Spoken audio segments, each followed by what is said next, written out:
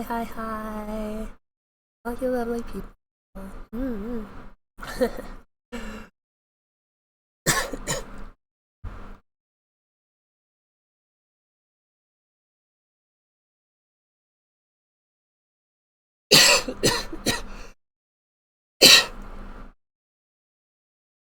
I was drinking. But yes, hello. Hi, hi, lovely ones. Well, congratulations. We're all here. Oh no, I, I took a drink and, well, it went down the wrong pipe. But speaking of not feeling well, I did brave the night market, and, well, let's just say within the first hour, I got heat exhaustion. So I was ducking from shade to shade. I had a giant umbrella. I had a giant fan on me, and I still got heat exhaustion. So yeah, yeah. Void lords are outer gods are not meant for high heat environments. Mm-mm. That's why we destroy suns. Mm. But yeah, it's quite something. Yeah, I was kind of going around like, bleh. And I was like, I feel sick. So yeah, um, so hydrate. The heat's no joke, and if you have to, stick yourself under a fan and cool off if you can. 'Tis the season for it. Uh, yes. Hi, Lamp. Hi, Andros. Then, well, oh, there's a. Well, if you hear a noise, that's the puppy because, well, um, the puppy smells food, and my little voidling out there, it smells food, and well, yes, yeah, it it smells food. I have a bunch of food in front of me. Uh, my spoils of war, so to speak. So yeah, mm-hmm. It smells really good, and it can hear me talking. So yeah, you'll probably hear lots of barking. Because it wants the food. Mm-hmm. But yeah, the night market was actually rather neat. Just go during the actual night or at least evening. Don't go during the day because hot asphalt and like what was it, 38, 39 Celsius sun. Uh, no, no, we were actually I think we were pretty close to 40. But yeah, or I guess in Freedom American terms, uh, okay. I'll drink, I'll drink. Thank you, meow. Uh, yes.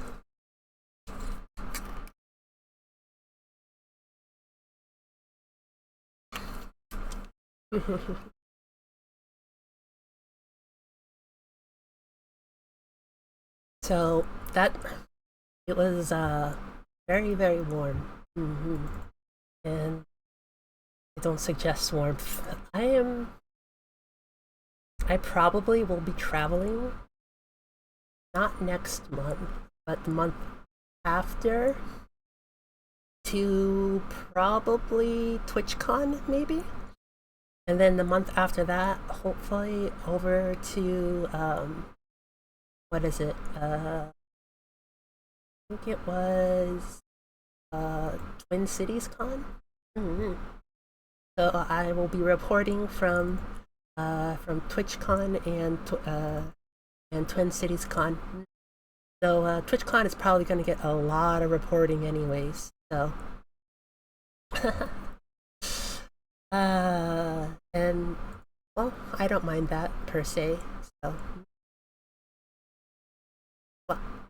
why is there a blue dot there? Oh no. Oh. Anyways, Uh, yep. Let's get on to the pictures, the slideshows. Yay! Ta-da!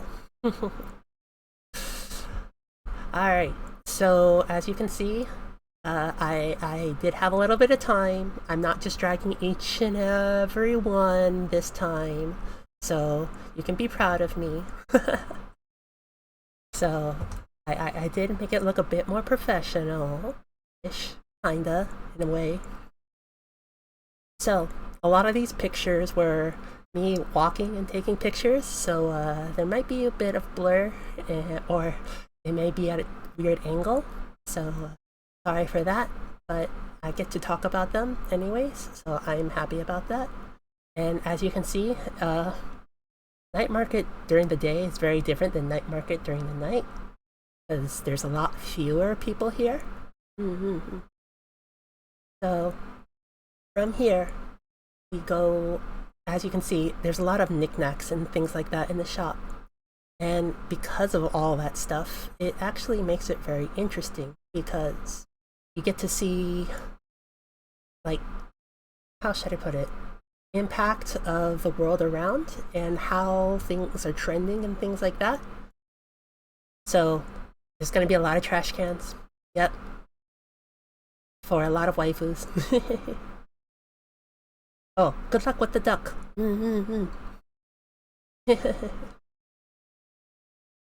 Yes, as you can see, there is little more knick-knack shops, lots more knick-knack shops, lots of umbrellas. I use my umbrella too. I have a giant, like, solar reflective umbrella, so it's built for stuff that, well, like this. I used to use it when I was doing,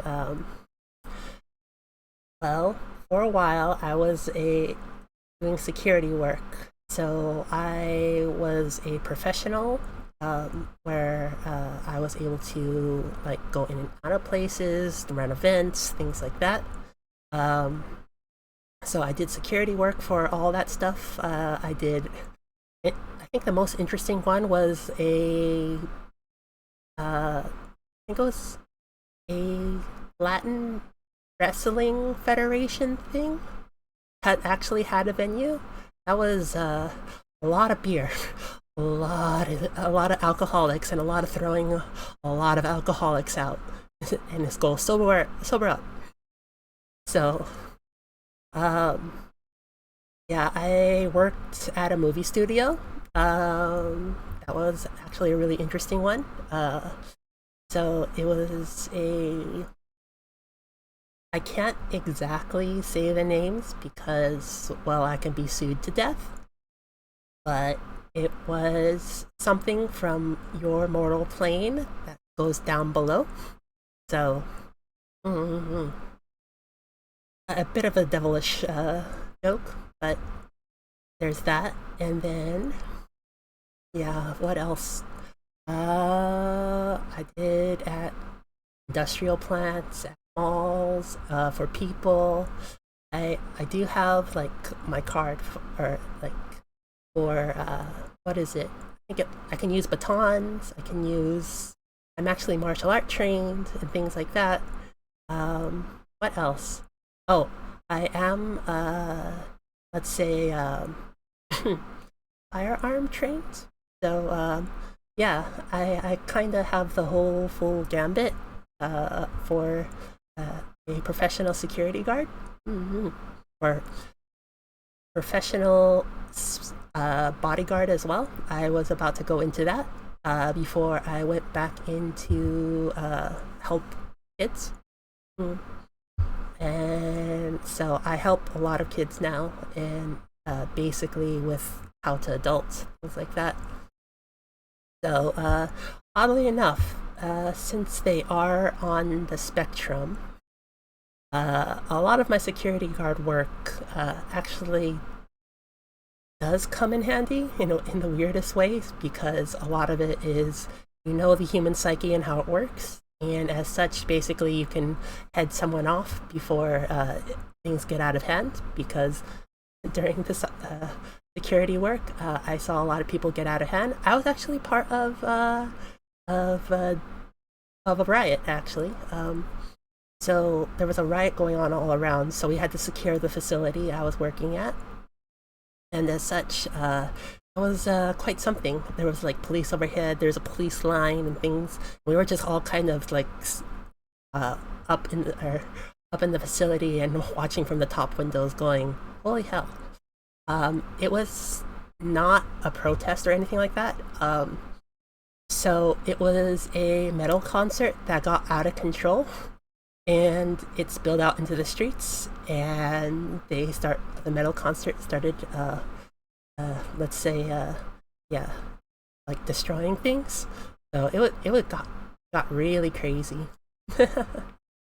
But yes, I'm used to these kinds of facilities and things like that. But I'm used to usually at nighttime. Yeah, and on to next.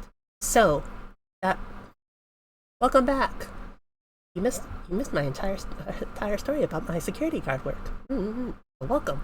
Yeah. So this is at the Santa Anita racetrack.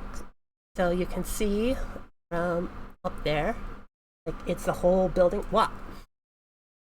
It seems to not like me. I was a long time ago when I was actually, yes, I was actually getting my degree here because you need degrees, and I was getting my degree in psychology, and so I'm a psychology counselor. So so during that time, because of the odd hours to get my degree, I was a security guard slash bodyguard.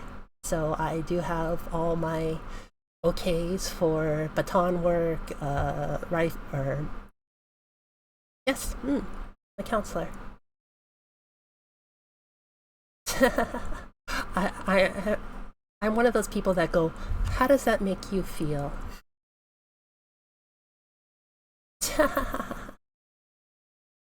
No, you don't. I you technically, yeah, you technically per Twitch TOS, you are not allowed to practice anything here. Okay, I'll stretch. Wow. Yeah. Okay. All stretched.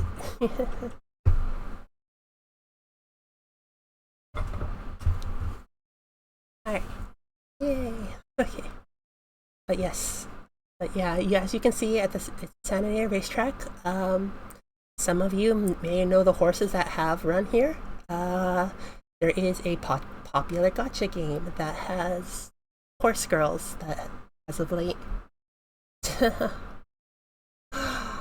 Ah, big fair. Yeah, no, you're not allowed to practice on Twitch per TOS. So yeah, no, I can care about you. I can offer home remedies, maybe some techniques, but to actually practice, not allowed. And I'm not allowed to 5150 anyone. So yeah, or call the PMRT. PMRT is both our best friend and worst enemy. So yeah, it's quite something. But yes, speaking of, basically, so some of the Uma Musume girls have actually ran here at this place I was at, basically visiting. So it's very interesting where you see the collision of gotcha and real world come come alive. Very interesting. All right, so there is a long stretch all the way down, and there is no shade. So, like, all the way through that. So going through, there's a few shops on either side. Like, there's this anime shop that was really cute. So, but the local artists actually did show up. So you can see some of the local artists doing their stuff, showing the wares, having their madness shine through. So A lot of fun. uh, yeah, this one was actually very interesting. So a lot of the work here is done in the Latin style, kind of, how should I put it? The Dia de los Muertos, or Muerte, Muerto. Yeah, I always get the accents at the end wrong, but yes. So as you can see, it's very interesting. And oh no, this is Muertos. Okay, yeah.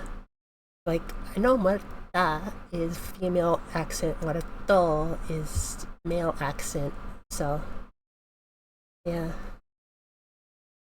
So yeah, this is during the summer. This is one day during the week. Yeah. So they, but after summer, it goes away. But yeah, it's kind of like, how should I put it? A farmer's market, but with a lot more people and things and food. Lots and lots more food. So you can see this one has some neat stuff.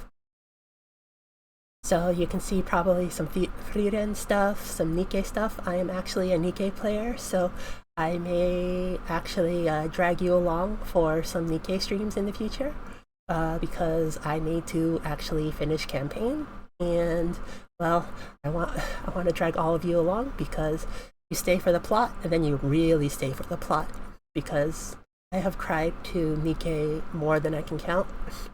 Uh, their story writing is actually really good, and well, they also have amazing music. So if you ever get the chance, take a look at Cosmograph, and Cosmograph does some amazing work. I probably will be playing Stellar Blade in the future, which is by the same team that does Nikkei, which is Shift Up. So we'll see that. So little cute knickknacks here and there. More cute knickknacks, like there's a lot of Luffy, One Piece, things like that. So there's a lot of like kind of, how should I put it, those garden kind of things there. So it's like, oh, I feel like this, I feel like that. It's they're actually really cute. And lots of pink, lots of pink. So it was this one was actually really cute. Oh no. Oh, oh dear. But yes, lots of pink stuff. But we were just going through some of the things here. As you can see, I talked a little bit about Nikkei. But yeah, all of you are like super amazing just to be here to listen to me. I'm excited though because, well, you get to see.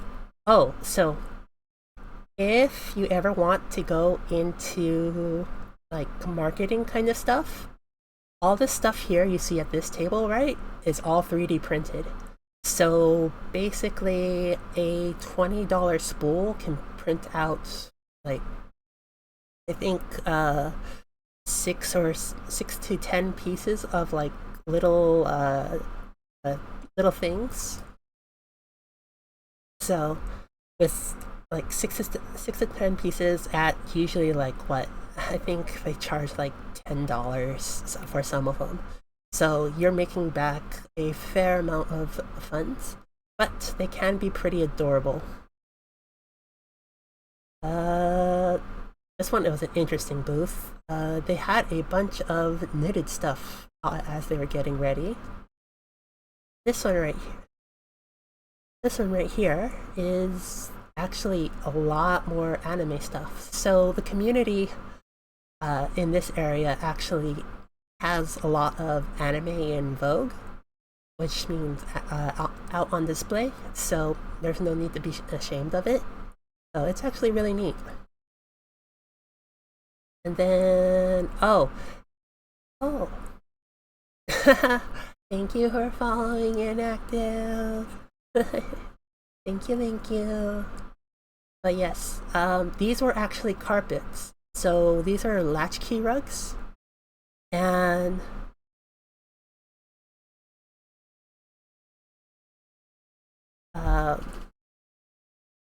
so so as you can see, the latchkey rugs is it actually is really good, like neat. Um, Basically, I can teach you that in the future if you want. But what they do is you latch a bunch of them and you make your own kind of design. And then basically you kind of shave it down and you put glue at the back and you have your own little like kind of woolen rug. So it's actually really like handy for, say, if a room echoes a lot or it's actually really cold. Having some rugs down that are like this are really nice and really easy. Oh, so we're just being safe, I think. um, because if Twitch can overreact at times, and we don't want you banned. Yeah, the Squirtle one's cute. Yeah, it's so don't worry, Lamp. We're actually watching out for you because we like you here. Yeah, because like saying the K, yeah, say the K kind of thing is actually really bad. So yeah, we have to make sure that all of you are safe, and well, we won't tell a soul what goes on here. This is a safe space for all of you, and we wanted to keep safe for all of you. So this one was actually really neat. All this, or most of this, was actually hand crocheted once again, and it came in so many different styles and so many different ways that was actually really cool to see how many like ideas there were. Like there's an entire flower section right there where you can make your own crochet bouquet. This one was kind of like, a lot of stickers. Oh, I I don't mind in other languages. So, but yes, I was talking about the art style being more in line with Dia de los Muertos. Muertos. There we go. Yes. Because we're gonna get to like chicharron kind of stuff later. It's very that booth looked really tasty. But yeah, this one has a lot of stickers and things like that, especially for cars. Decorating your car with stickers is very popular, as long as you don't block too much of the window.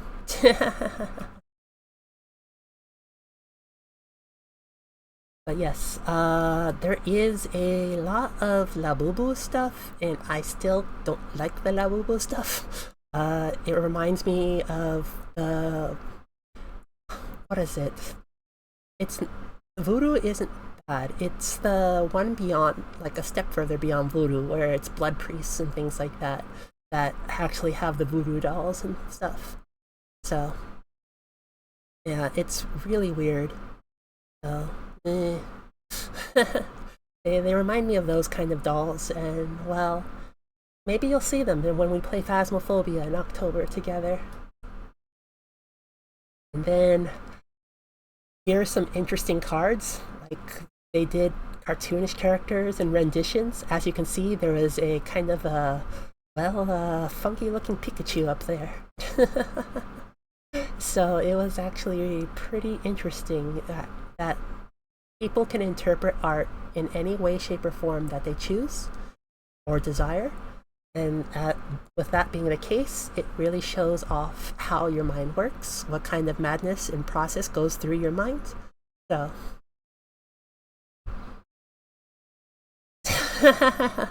So it's replacing the face. So all right. So another crochet booth. So I don't know how they like pump out all this crochet stuff. Like when I used to crochet things, it used to take what I think if I was pretty dedicated during downtime during work, it would take me a week to finish a project. So yeah, no. Like I used to do origami, I believe it's called, and that's the tiny crochet ones where they turn into kind of like tiny fuzzy creatures. So they can actually crocheting can actually be pretty cute and pretty fun. So I you have time and you need to have busy hands and don't have a fidget, a crochet hook is actually a very handy thing. Yeah. Uh, this the world has become, how should I put it, a very interesting place where devils and demons, voodoo and ghost schools, all sorts of things have become very mainstream. And well, look at myself, an outer god, being able to be in your presence. So it's not a bad thing, but at the same time, you have to know where you can place your foot at. Otherwise, like, let's take for example, Ouija boards have always been very, very popular. And Ouija boards basically are an open gateway if you know the lore. It opens a gateway to any sort of being that is able to take up a presence in the area. So, thinking by dimensional theories and things like that, it is hard to believe that we are alone in this universe. So, yeah, Luigi boards, yeah. But Luigi ice, though, the frozen Italian ice, it's very good. But yeah, Waluigi, yes.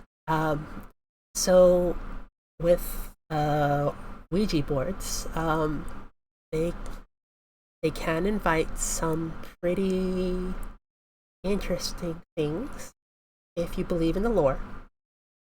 And basically, you have to be utmost respectful. Like if you and make sure you say goodbye and close it. And basically, once a door is open, there's always a door. So basically, to destroy the door, there's a whole process to it too. So yes, be careful what you wish for. So, ad break. Uh-huh.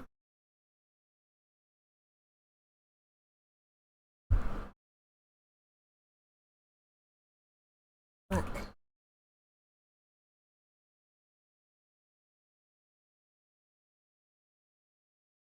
Yes.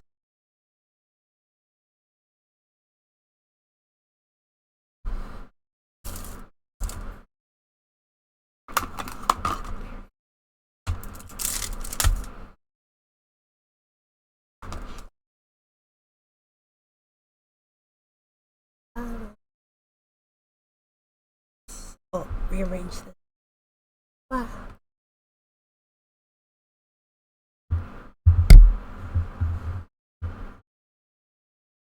Okay. Good.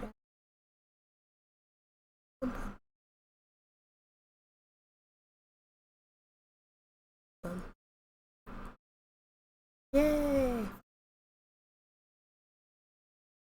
Alright. Hopefully you're all back very soon.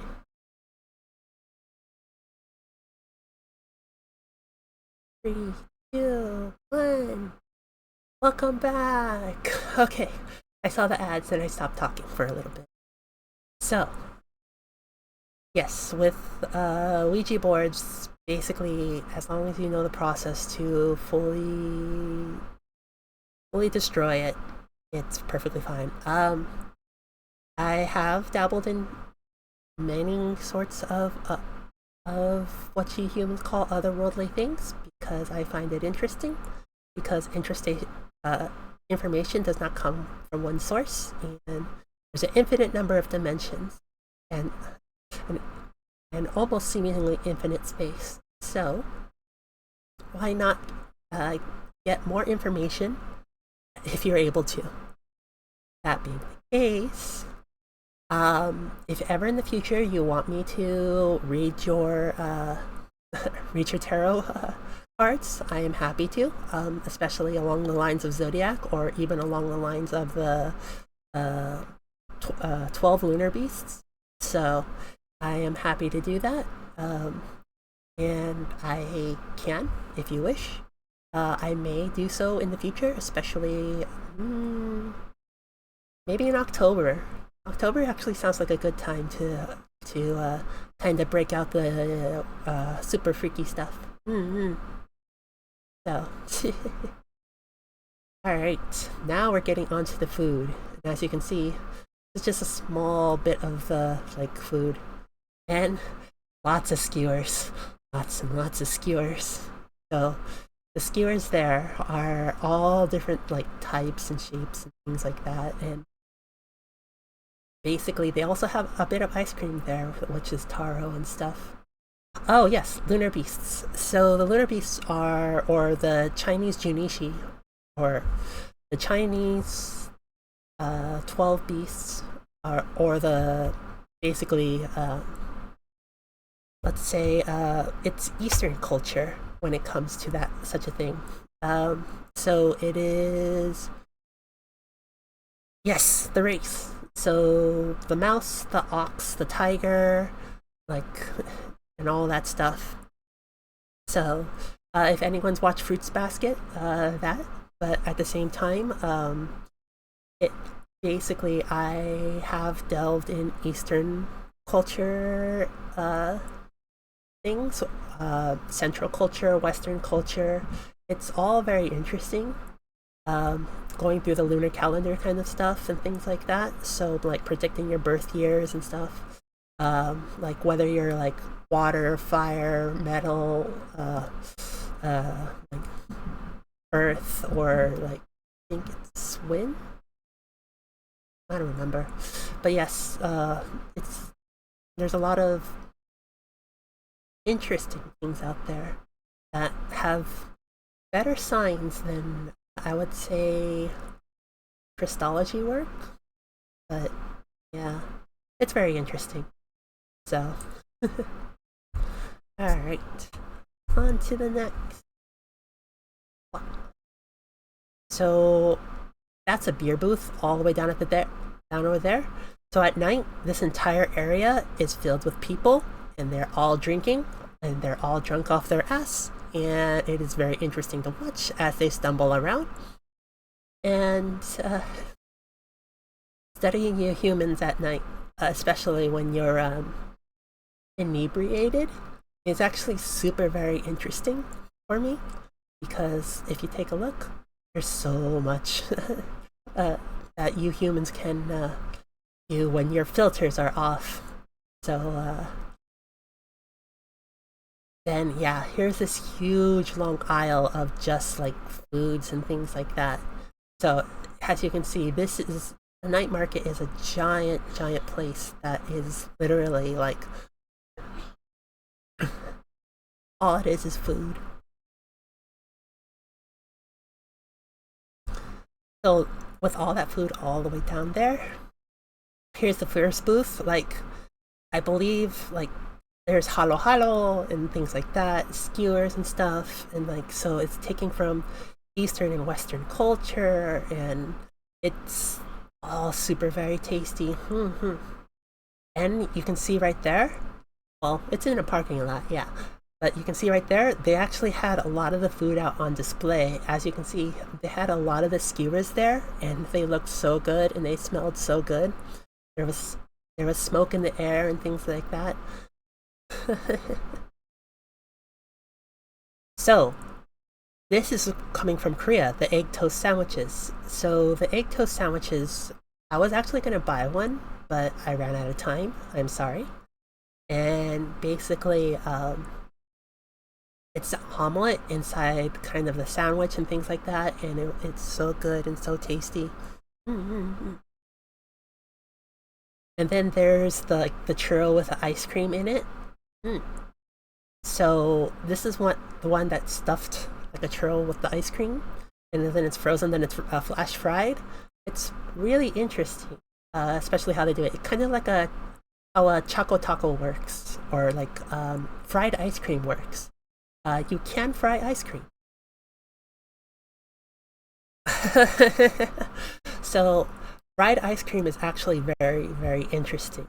Um, you do not technically need liquid nitrogen, but it is advised that you actually use liquid nitrogen with this. So what you do is you scoop a very nice ball of ice cream and dunk it in some liquid nitrogen and then pull it out and then like just kind of freeze it. Then basically you kind of batter the outside and then you put like cornflakes around the outside and then basically you dump it into a super hot fryer. And basically before the fryer gets to the ice cream or melts really the ice cream, you pull it out. You usually dust it with like some cinnamon sugar or something like that. You put it on a plate, and that's how you get like fried ice cream. It's actually really, really good.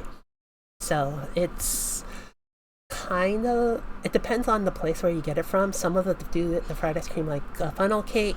Some of it do it like with the cornflakes. Some of it do it with an actual like special crispy batter. So it like I had a fancy fried ice cream once where they used a flaky, I think it was chocolate chip kind of batter.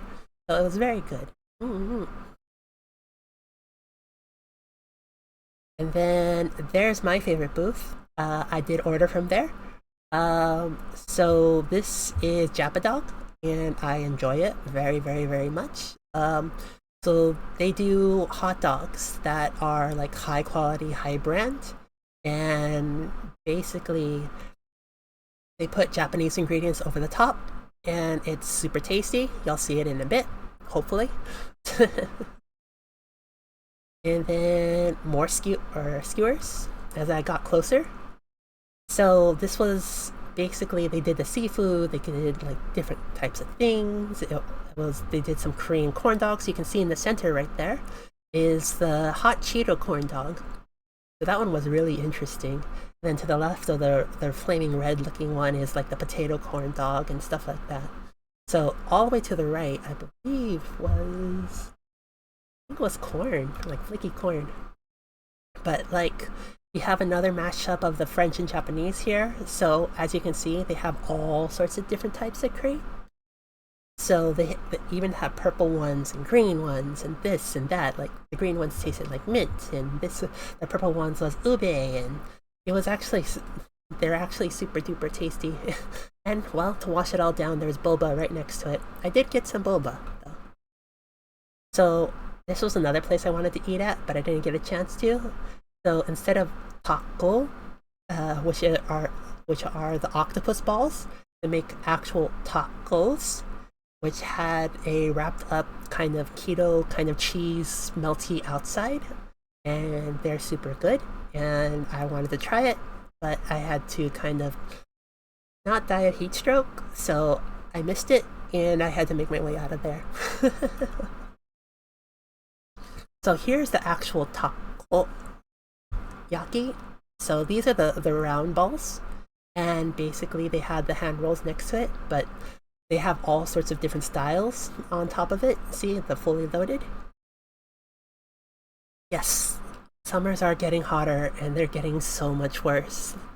Yeah, there are full weeks where it's just like you can't even open the window and have to have the AC on at night. When I was just a wee outer god, you didn't have to actually worry about that. So we were talking about tacos, which are octopus.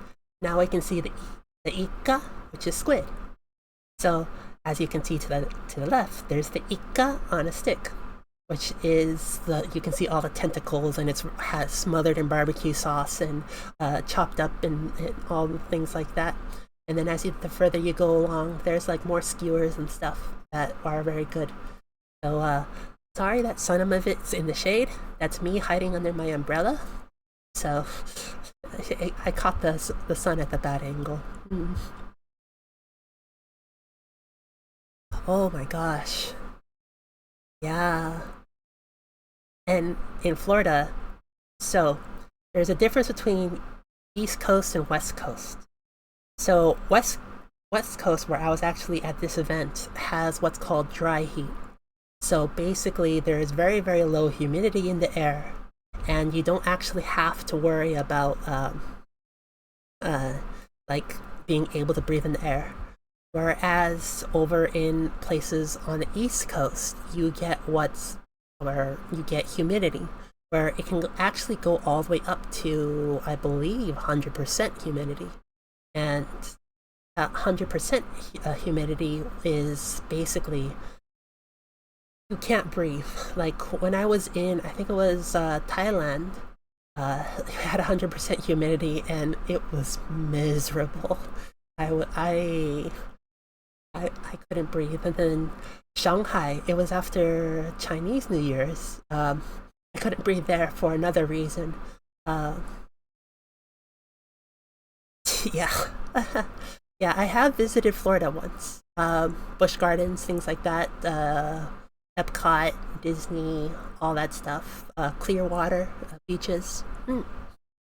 So the interesting thing about the East Coast is their beaches are pretty flat until a certain point, then it hits a massive drop. So that massive drop is basically a giant trench. So basically, you can just kind of walk out until forever, and then all of a sudden you go off the face of the earth. Yeah, good heat. Yeah, Orlando is such. Yeah, yeah, yeah.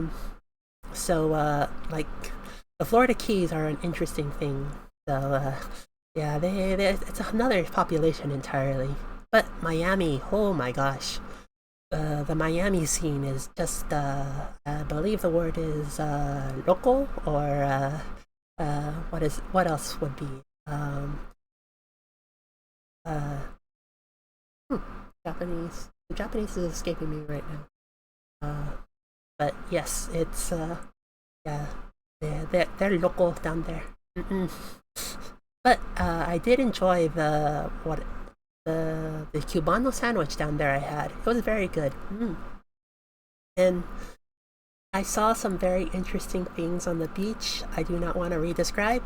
Uh, yeah, but let's just say there's not much protecting an individual's well, certain regions. Yeah, and then yeah, being blinded by grills that come from a human mouth instead of a car. That's that's a first for me. Mm. So that's that's Florida in general. Yeah, let me- yeah, but yes, here's all the different types of things, and mm,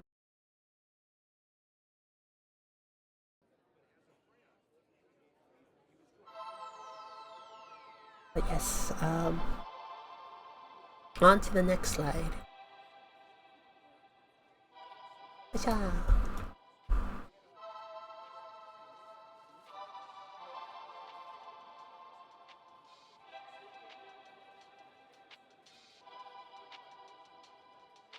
All right, so uh, when we say we take food to an artistry, we and how things can go crazy with food and artistry and things like that.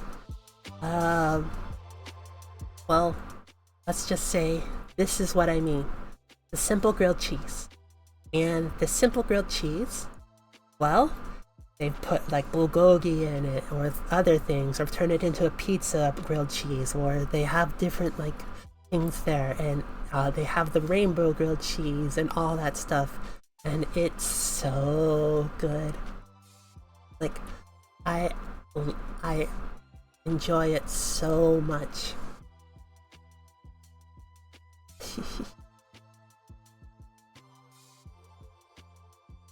Yeah. Yes, it's very interesting because mozzarella actually, with how it spreads out, because it's a young cheese, it the melting point actually allows it to take and pull. But yeah, stepping the broken bottle. Yeah. But yeah, you can take it and pull it all the way, like, and it becomes a very interesting, like, kind of rainbow effect. So it doesn't change the flavor. This makes it slightly, well, part of the LGBT community. So we have more yakitori.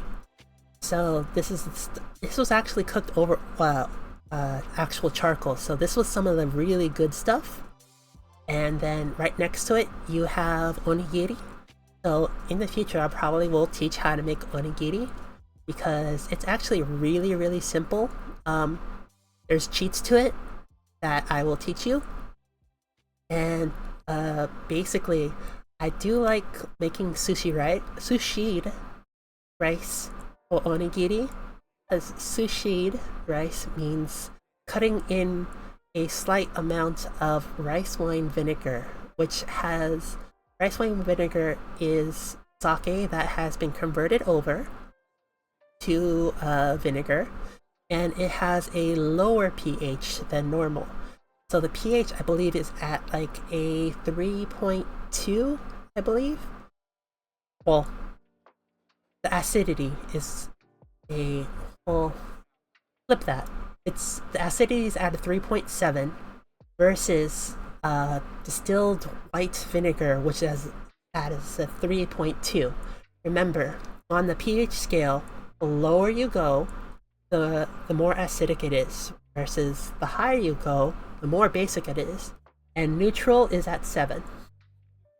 So, as you can tell, with a 3.7, I believe it is, with rice wine vinegar, it is more towards neutral than distilled vinegar. Though, like red wine vinegar, champagne vinegar, things like that are at a 3.5, which is in between. I tend to use a lot of red wine vinegar for a lot of things because I do like a little bit more of a punch.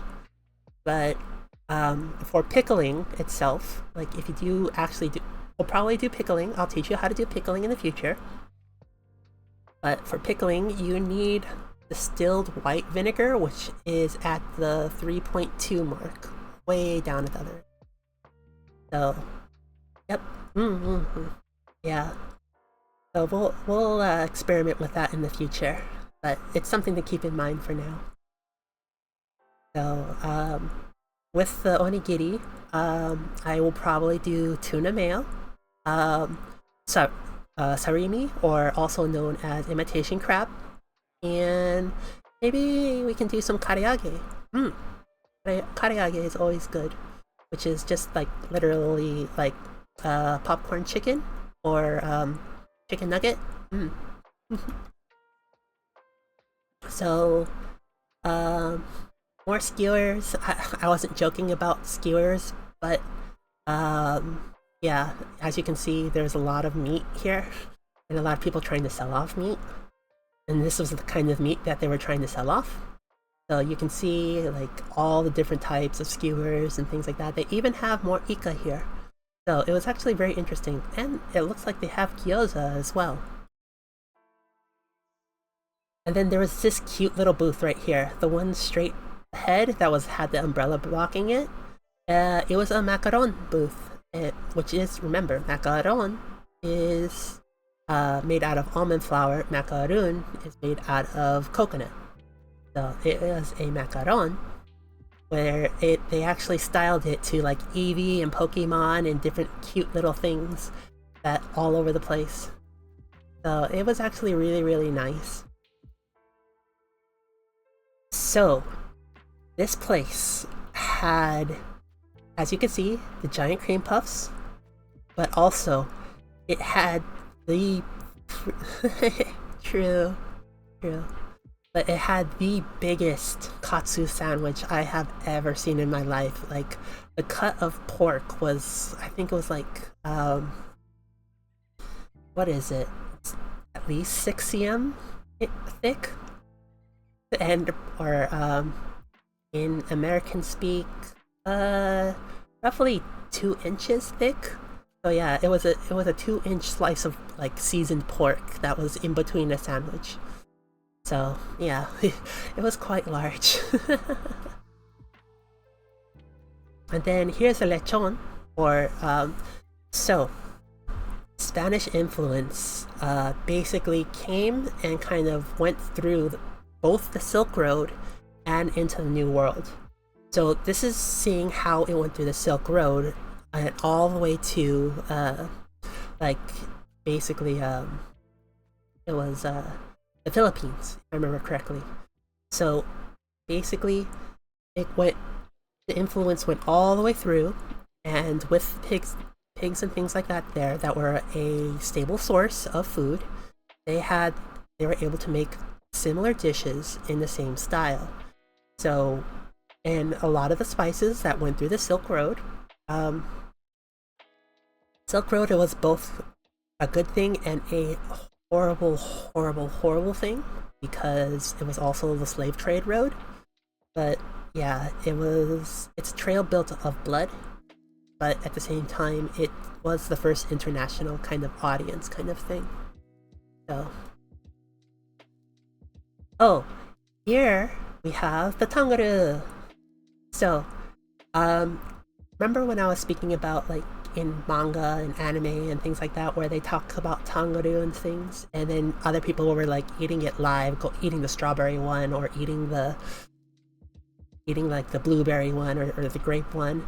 Well, the Chinese hawthorn right there is the one I got, which is faithful to the original, and it does taste like apricot, which is an amazing flavor. So never, ever, ever, ever be afraid to try something new. Mm-hmm. It's very tasty. So this wasn't a really crazy burger stand. I wanted a burger from here, but I ran out of time again. And basically, like, they have the Korean barbecue smash burger, and what else? Like different types of smash burgers that have like a lot of different like barbecuey Asian influence. That it was really, really tasty, really, really good. And as such, fusion cuisine, I highly recommend it. I highly am for it. And it's that bit of madness that allows us to see how much of an international community we are. And being that international community, we get so many amazing and good flavors. So,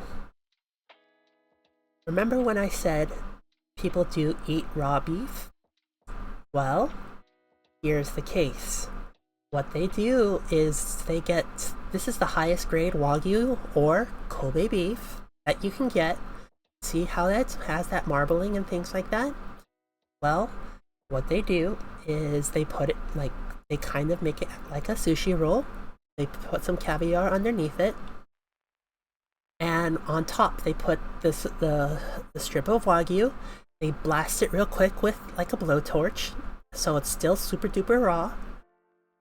And then basically enough so that as you can see from the left side, it starts melting.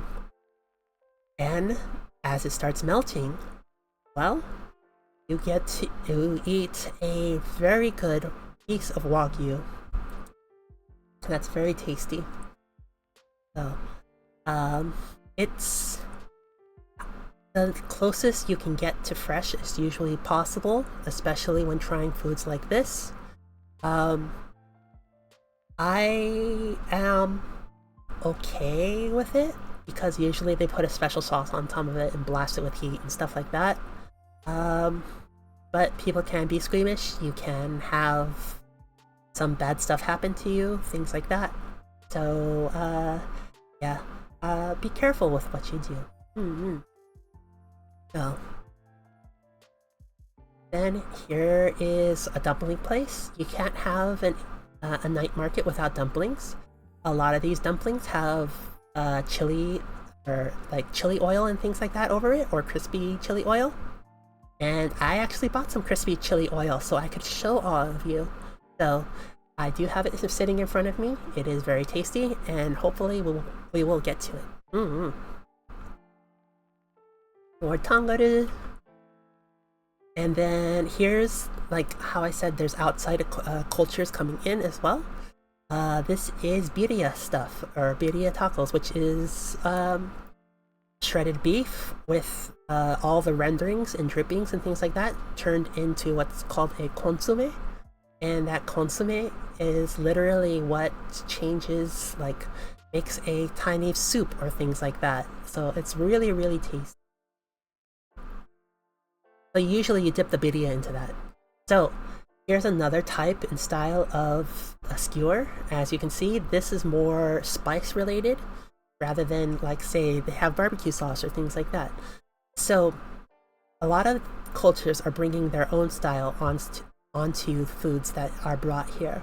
And with it being like this, it's usually tastes more curry and oregano and things like that versus like the other ones being like more soy based and stuff. So it's very good, and well, if you get to try different things from around the world, please try them. So here's taiyaki, and I was able to get taiyaki. So I was able to get the fishy. So we have a dessert fishy. Yay! But I am actually probably going to pause right here while we hit our ad break, and I will be right back. So, okay.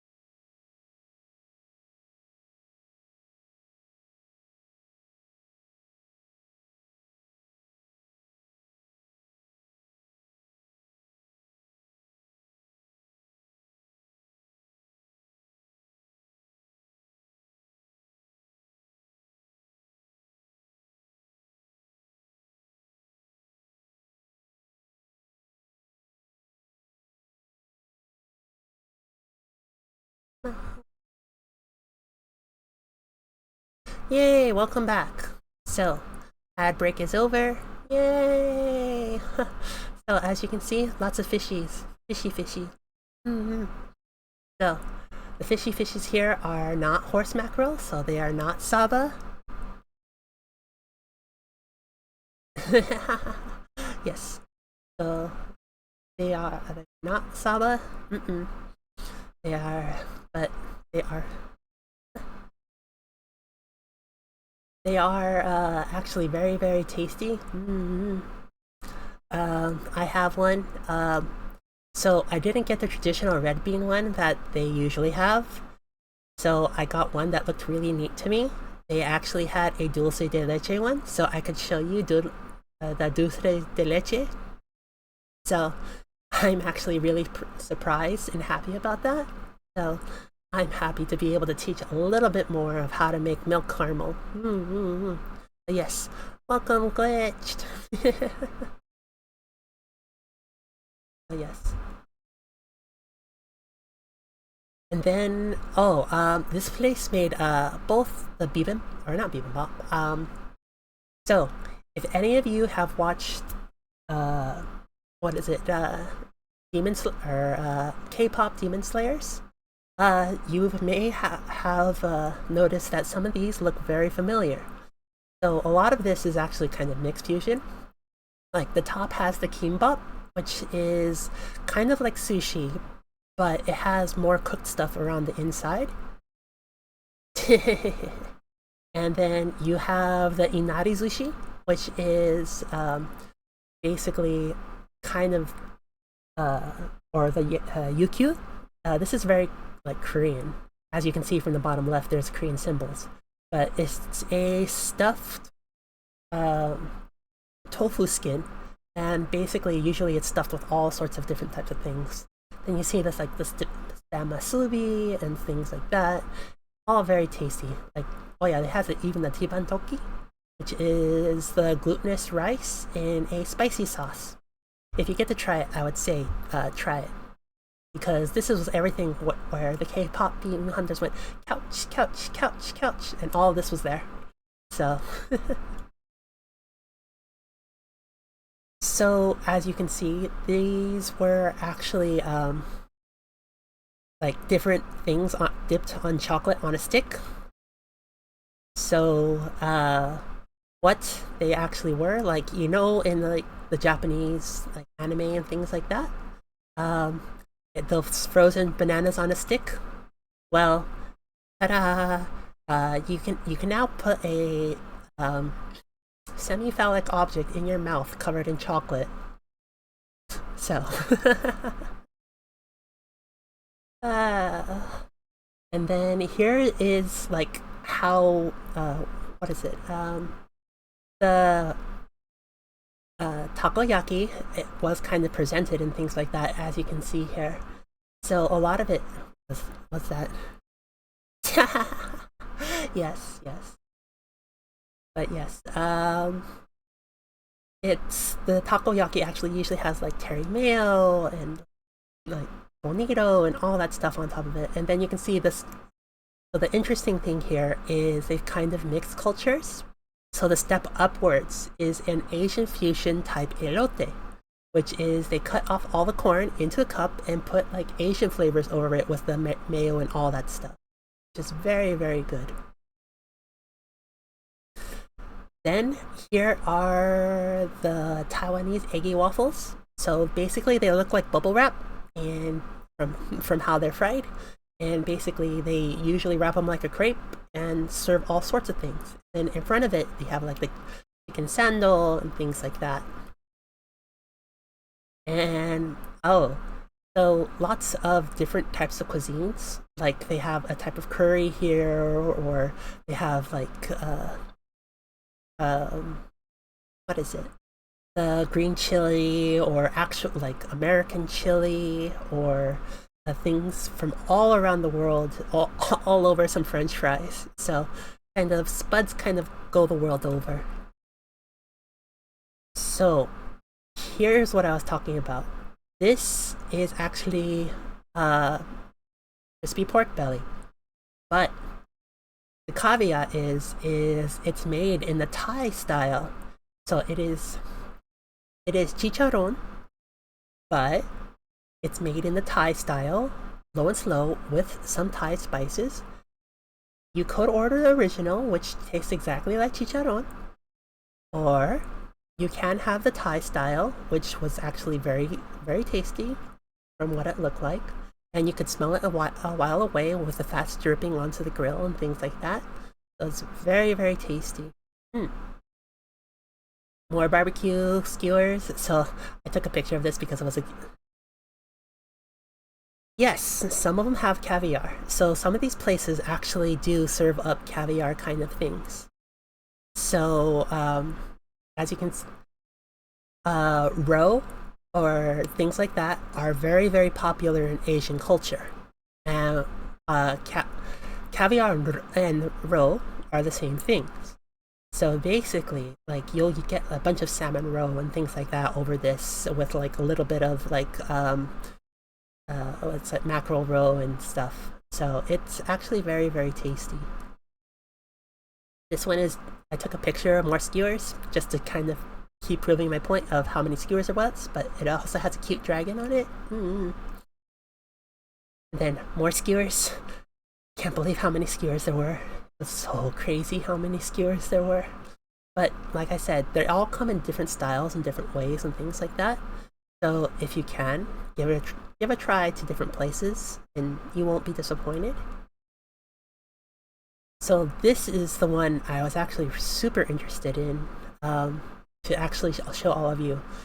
So this is halo halo, and basically it is North America. I believe you have the root beer float, and South America, I believe you have yet, and well, over in the world, basically, like ice cream usually mixed with something. So what in Asian cultures usually is this halo halo is they make basically like some sort of like coconut or like cane sugar or like coconut milk or something like that that fills a cup with a bunch of like usually fruits and like different jellies and jams and basically like crunchy things from different types of things. Like this does usually have like the red bean in it, which is anko, and they also has the white navy beans in it too that are cooked up. And as you can see, it has crispy crunchies on the top as well. So basically, it is a float with a bunch of stuff in it, and you kind of eat it, and it's actually very tasty, especially if you mix it all up. So I enjoy it greatly. Um, so it's kind of a surprise in each kind of like spoonful. So it's actually a lot very good. And here is more takoyaki. So takoyaki is very popular, and they serve it in different styles and things like that. And then they had aqua fresca, which is the Latin culture's what influence once again, where you had like horchata and strawberry lemonade and like the cucumber and all that and mango and all that stuff that is served up, and it's very good. It's actually a great I would believe like Gatorade and things like that. You know how it restores electrolytes, but well, before Gatorade and all the stuff, you had the aqua fresca, which has things from all over the world, and or actually all over Latin countries here, and it basically sticks to you and things like that. So it's, if you get a chance, have the original electrolyte restorer that sticks to you versus kind of like just paying out for like Gatorade or Propel or stuff like that. Because that's just literal like vitamin water type stuff, where this is stuff from like natural causes and things. But yeah, we even had gyro stuff there, which is very tasty. I was so tempted, and I did have time, but I passed it by because I wanted to do more on kind of the Mediterranean culture at some point in time, because I wanted to go over like things like baklava, gyro, shawarma, and lavish, and all that other kind of stuff, which is very tasty, and I'm very excited about. So I hope you'll join me for when we go over that kind of stuff. And then, like more tots, they have carne asada, then bulgogi and carne asada in the same area. So you know we've hit fusion where we have like tots and bulgogi and like carne asada all together. And then we have the cheese shell taco, where it's the keto friendly kind of stuff, where the entire shell is just made out of like grilled kind of cheese, and you just fold it over onto the kind of the fillings and stuff. Yakisoba. So here is the Japanese traditional thing during festivals and nights out and things like that. So they take a little bit about spaghetti sized noodles or a little bit bigger, and fusilli, maybe, but yeah, they take those noodles and they kind of put special like soy sauces and like things that have like the sugars and stuff like that, and the okonomiyaki sauce and stuff, and basically they fry it up with vegetables until it's all nice and crispy, and basically they serve it to you and you basically eat it up. So it's the festival version of a fancy like cup noodle. So basically the fanciness levels go from cup noodle, yakisoba, to actual ramen, kind of in a way, because yakisoba can be anything kind of thrown together. It's like a bunch of veggie leftovers thrown together and to make like stuff that tastes good. Whereas like ramen is curated and has specialty noodles and it has specialty pools, and basically you have to add equal parts this and this and this. So never think that cup noodle, which they call ramen, which it isn't, it is the same as actual ramen made by a artisan chef, because this over here, the cup noodle, is not nearly as well. Basically, a lot of preservative science has gone into it, and it is not good for you to subside yourself on for long periods of times because it turns your insides into kind of like mush. No fun. Let's see. And this is the other side of the yakisoba, and aqua fresca.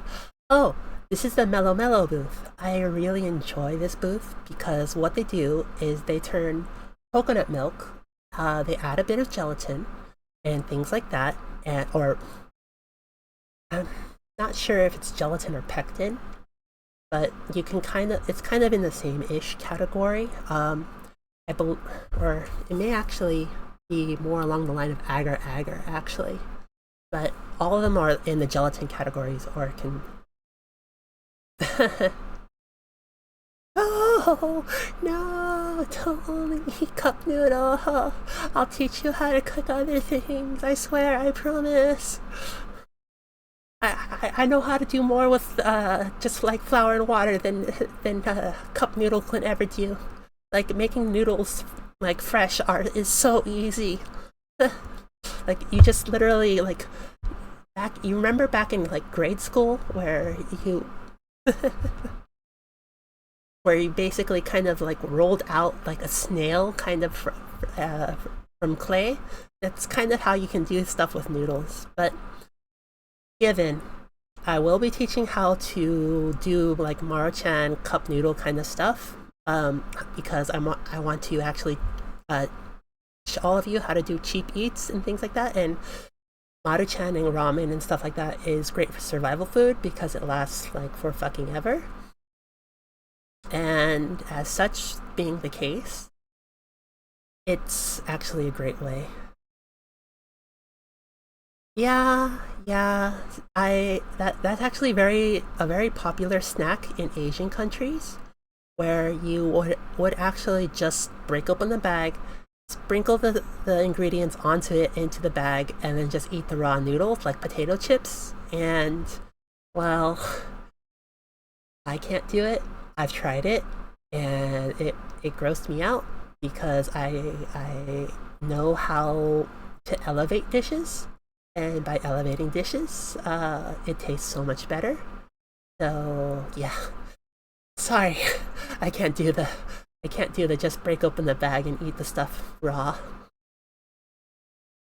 But here's another thing I was talking about: the sugarcane juice, and basically, uh, this is fresh sugarcane, and fresh sugarcane actually has all those good kind of properties to it, some bad as well, but it's much better than refined white sugar and things like that. So at times they add that back to the mellow stuff, and this has basically to sweeten it. And with that, basically, that's why I went ahead and went back.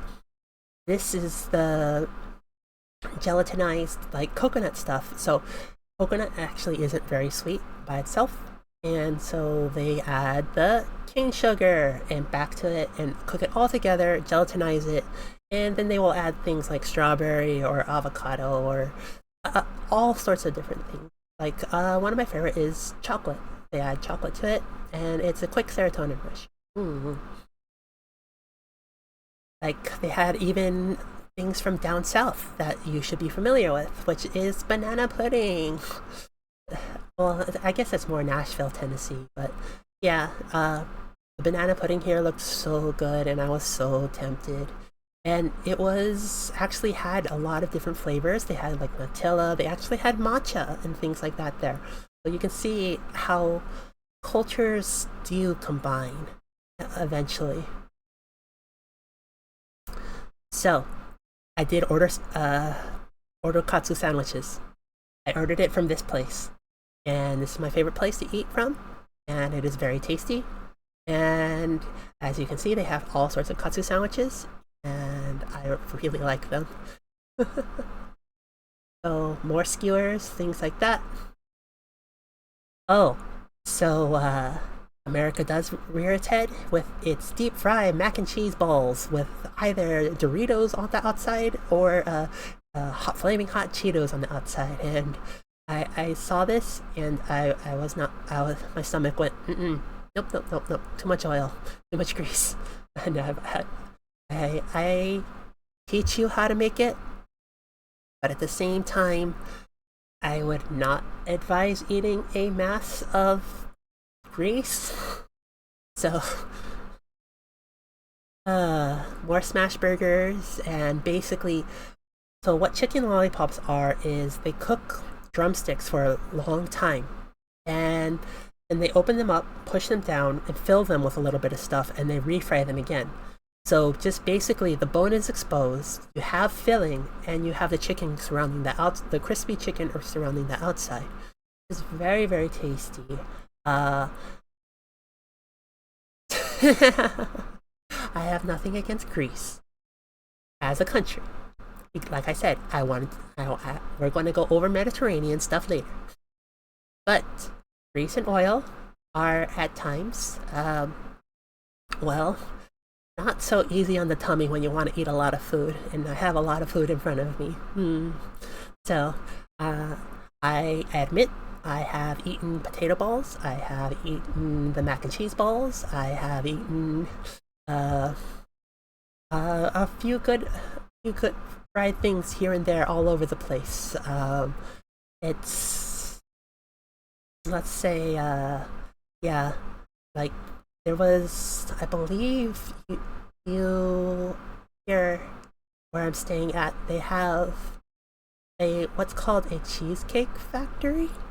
So they have on the menu what's called fully loaded tater tots, and basically it's mashed potatoes that surround like cheddar cheese and sour cream and all that stuff deep fried and things like that. And I have had it periodically because I do enjoy the flavor of it. But yes, more giant squid, as you can see over there, along yonder. They are very giant. The Ika are very Ika-y. So it's a very good drink snack.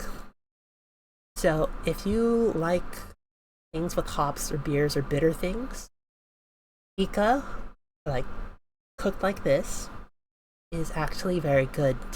eat alongside of it because the salt basically lets you retain more water within yourself. And so that's why like peanuts are a popular drinking snack. Ika is a popular drinking snack, and other such things. Like things that are salty are usually very popular drinking snacks because, well, once you start drinking, it's a lot of liquid.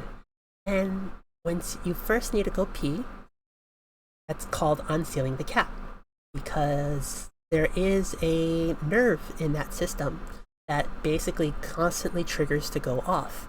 And so you are needing to urinate quite a bit after drinking a lot because of that nerve going off. So that's why drinking is usually best done with salty goods so you can keep some of that liquid in your system.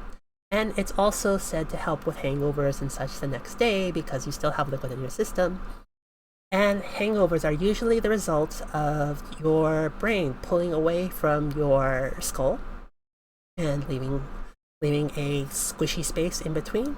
And basically it causes horrible headache. That's why it's very much advised to drink an electrolyte rich thing that replenishes yourself. So that's why after drinking a lot of people drink like menudo or things like that, like have that soup because it has like electrolytes from like all the ingredients as well as it has some salt.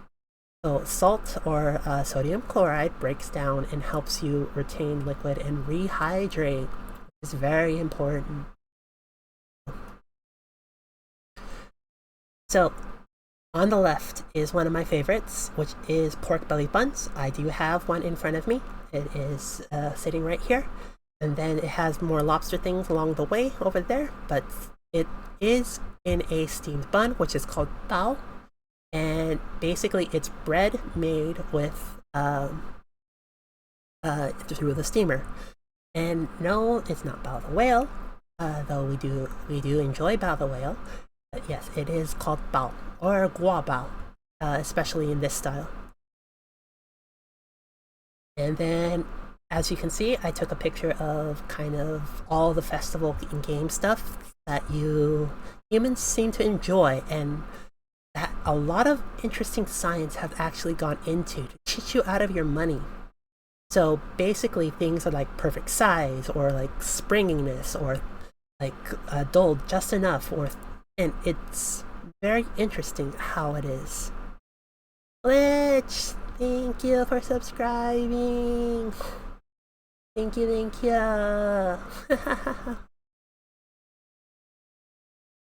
And then we have UFO burgers. I was actually very tempted to actually bring one back to me, or back with me, and as such, yes, all my monetization stuff opened up. I think it was stream before last, but yeah. Yeah, I think In Your Face was the first one. Fair.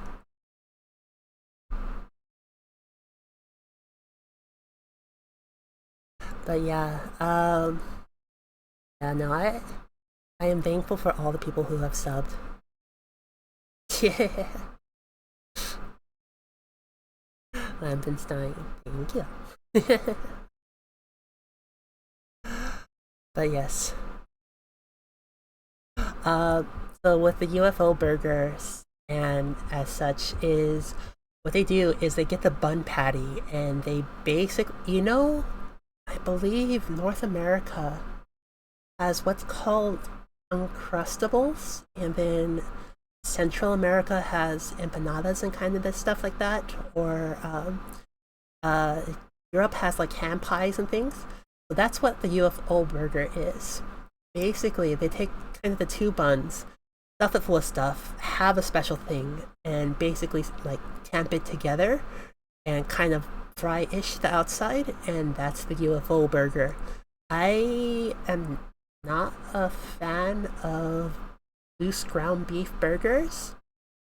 Like, I love my burgers, don't get me wrong, but loose ground beef burgers like sloppy joes and things like that is, oh, okay, I'll drink. All right.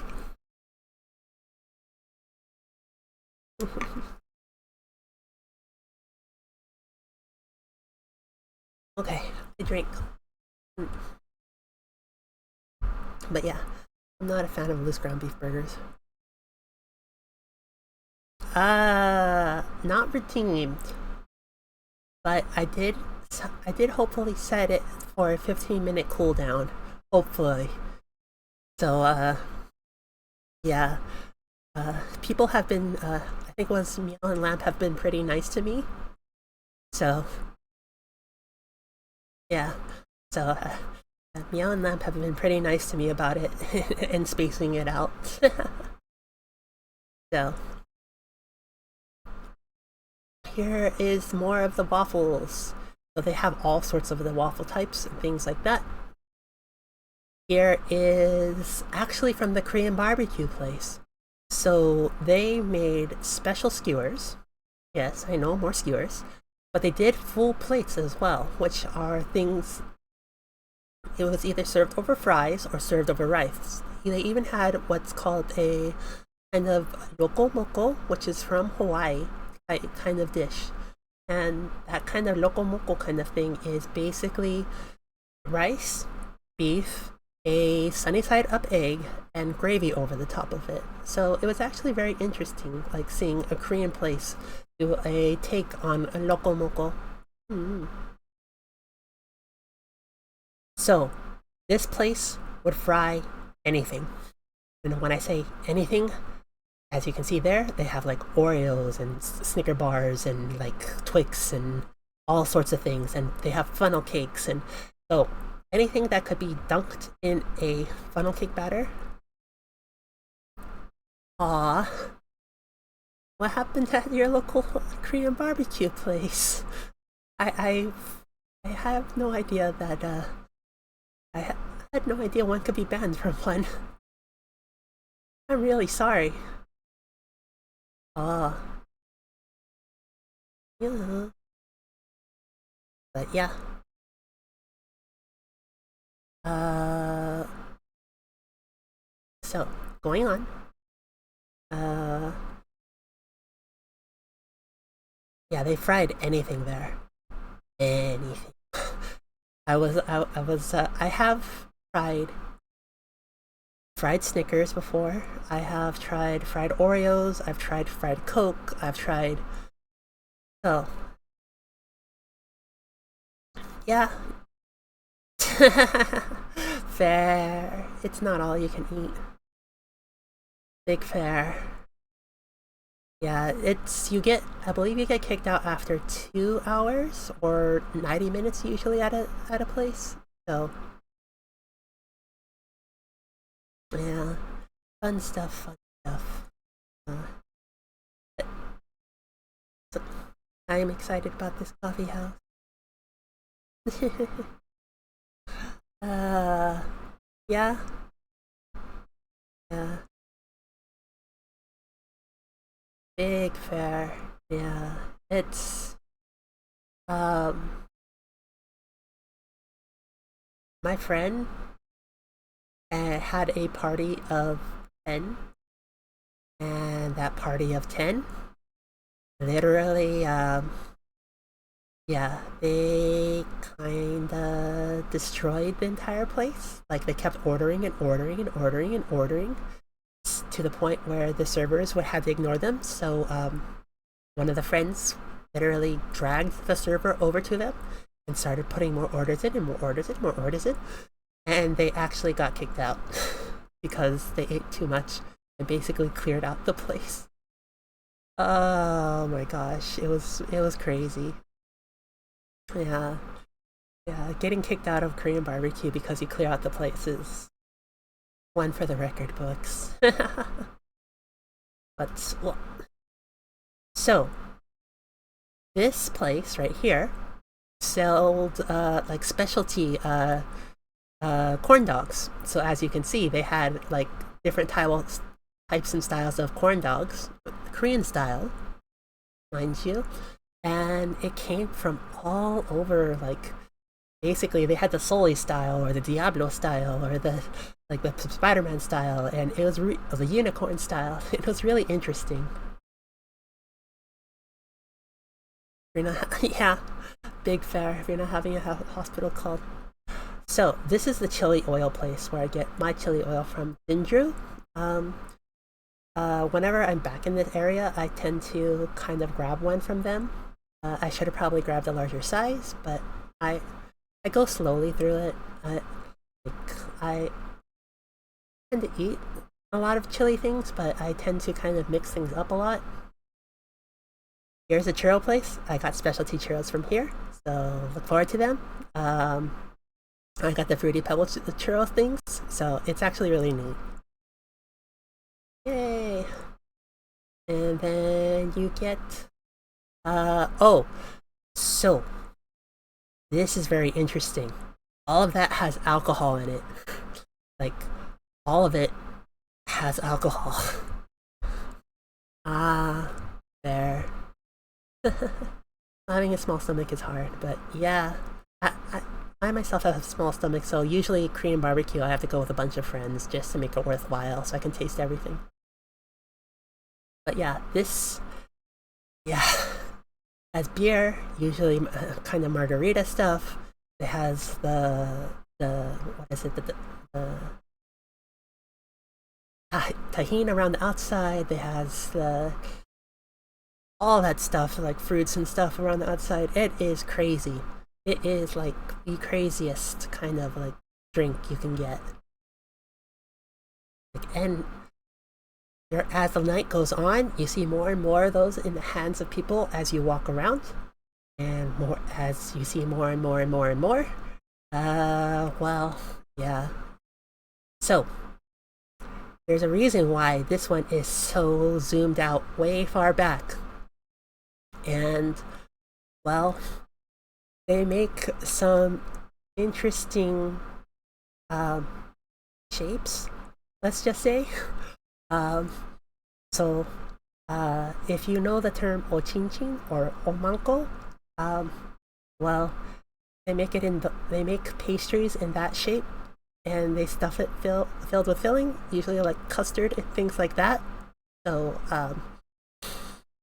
take of that what you will, and uh, yeah, it's it, you do it for the experience, not because it tastes good. So it's very interesting. Oh, we do have a closer picture of the front. So yeah, give that what you will. This is why this is 18 bucks. Yeah. Mm-hmm. And then we have an actual waffle place. So they do the waffles de liège kind of stuff. And when we had food trucks all the way down, so a lot of them were fusion and things like that. Like the one to the left, that's black, was a Asian Mexican fusion one, and I talked about on Monday. And then Wish at the white one in the back was just like Asian food in general, stuff like that. More carnival games and like so. Um, this brings me up to a topic. So you see those mountains in the background? So those were part of the mountains that actually burned way back, I believe a good number of months ago. And it was very close to this place. And I tend to visit this place often as I world hop and things like that. So seeing how actually close it was and how things are, like the entire mountain right there is barren. It used to be covered with trees, and it's kind of sobering in its own way because I almost lost some place that is near and dear to me, and as such it means a lot to me that this is all still going on, this is all still here, and these communities still thrive. And I am sorry for other people in other areas that weren't so lucky. So I am thankful that I was able to come back here and experience all this. So, all right. Now on to food. I can get food up and running. Ta-da! We have food. Hi. So, where should we start? So, I'll leave it up to you. Where should all of us start? So, I do have boba. As you can see, it has the milk tea, the wider straw for the boba actually itself. So it's all along the bottom here. It is from the alley, and it's one of my favorite places. So I very much enjoy the alley. They have some creme brulee in there as well. So it's very, very tasty. And then they were giving out JJK stickers, as you can see. Ta-da! What? JJK. Yay! So, actually, let's try this because I was going on about it. So, this is tanguru, or the Chinese hawthorn. So, as you can see, it is a crispy candy outside with a hawthorn inside. Usually, there's giant seeds in it. So, as you probably heard, it's very sticky.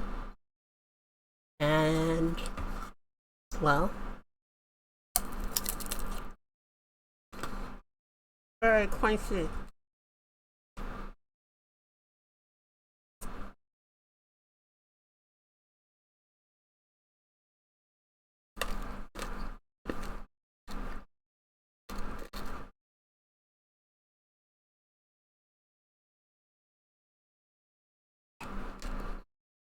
Okay.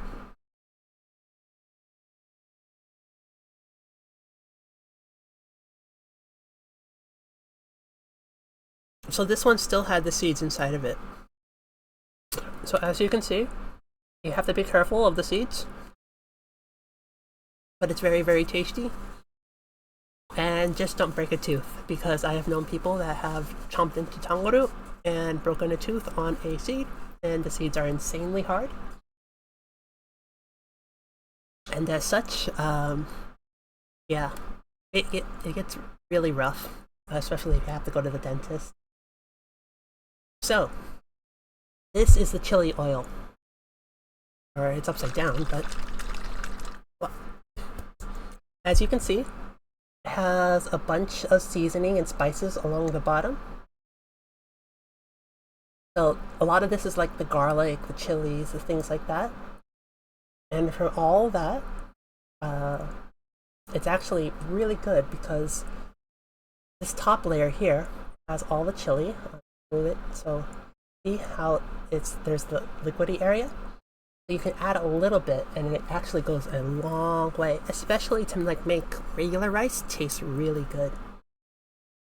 Let me see if I can open it. All right, it's open. See how red in color it's? So this stuff, red, it doesn't come out of clothes. Like, I have accidentally dripped a drop on it, and it doesn't come out of clothes. So, my advice though as well is mix it all up when you first start using it, things like that. So you usually use it with a spoon and stuff, and it's actually very, very, very good.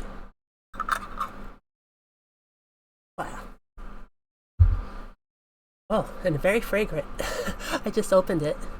So this weird stuff on the side here is actual Asian ice cream. So it came in this neat little pouch. I was able to get a free sample. And basically it was entirely filled in like icy cold. And then basically you break it up with your fingers. You screw the cap off. and you go through the cap. And basically drink it all down. I drank it all down earlier because I was overheating from the heat exhaustion, and so I am unfortunately unable to show more of it. Sorry. But I did get a neat flask. So this is a giant glass bottle, and it had a bunch of boba in it, and this was from it was Bear Boba, and as you can see, it's Yor from Spy X Family. I adore Yor, so she is one of my favorite characters. Even though she's a little bit of a ditz, she still has a good heart. So that's all you can ask for, is someone with a good heart.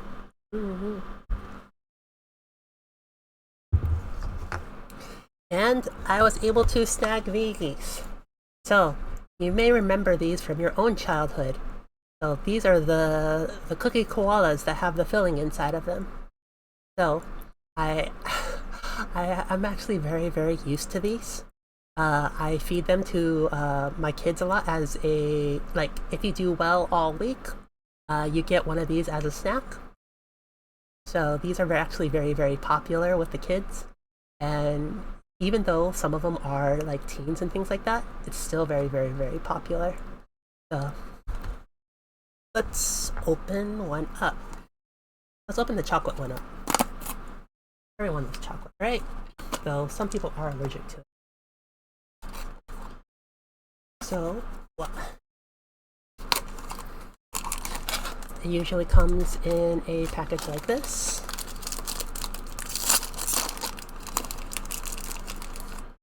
And our tiny cookie things. See. But they have little koala faces and things like that on them, and they're filled through the back as so. Very crispy too.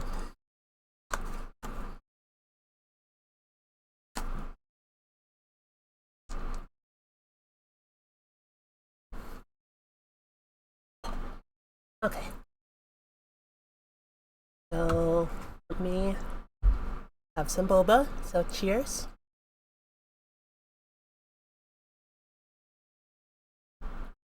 The creme brulee in it is very, very good. So let's start with the bow, not our friendly whale. So as you can see, well, it was steaming a bit, so the hinge broke off.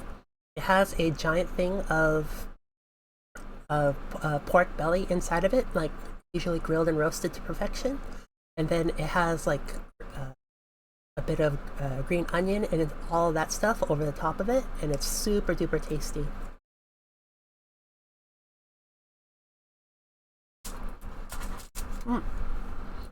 Sometimes they put pickles in it too.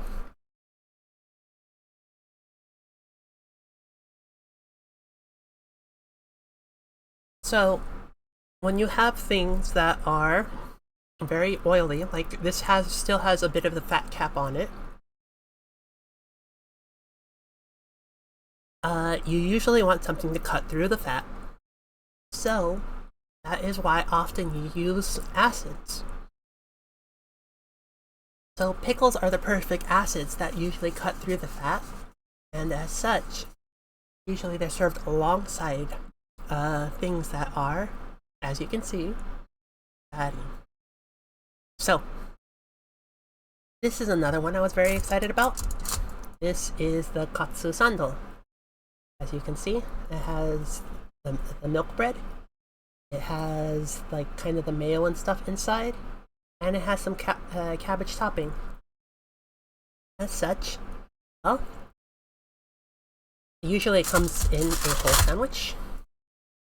Ta-da! Whole sandwich. And it usually comes packaged looking like this. So this one's actually very tasty.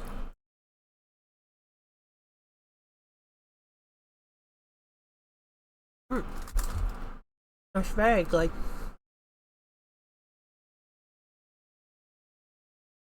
One of my favorite sandwiches, and it's super easy to make. So I'll probably be teaching all of you that in the future. I do believe I have pork in the freezer. So I can actually teach all of you how to do all that. So you won't only be stuck here at my desk like usual. You will actually go up and go to a kitchen and actually cook. So it should be a lot of fun.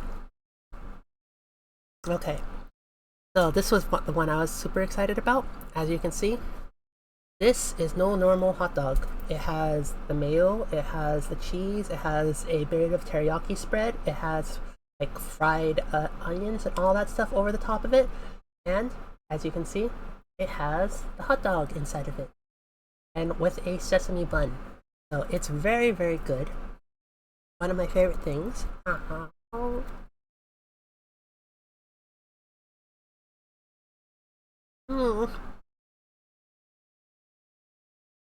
So,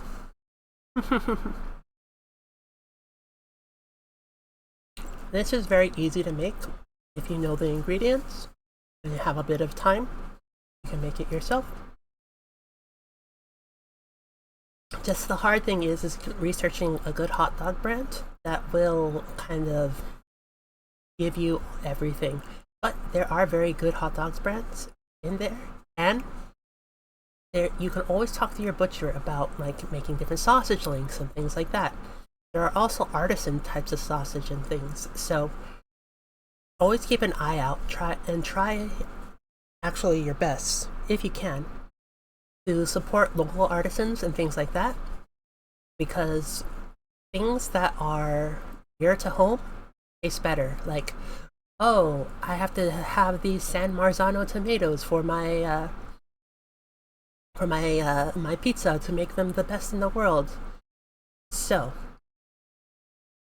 even better is that tomato that has vine ripened locally for X amount of time in that sun, in that weather condition that's specific to you, that goes better for your recipe. And as such, try and support your local businesses and things like that, because, well, let's say you have milk from a local area. Well, you can. They do. A lot of places have to process it before they sell it, but if you get it fresher from the source, it's a lot thicker, it's a lot creamier, and it tastes a lot better. And it goes in a lot of recipes a lot better. If you've had ice cream made from that, and it's so much better.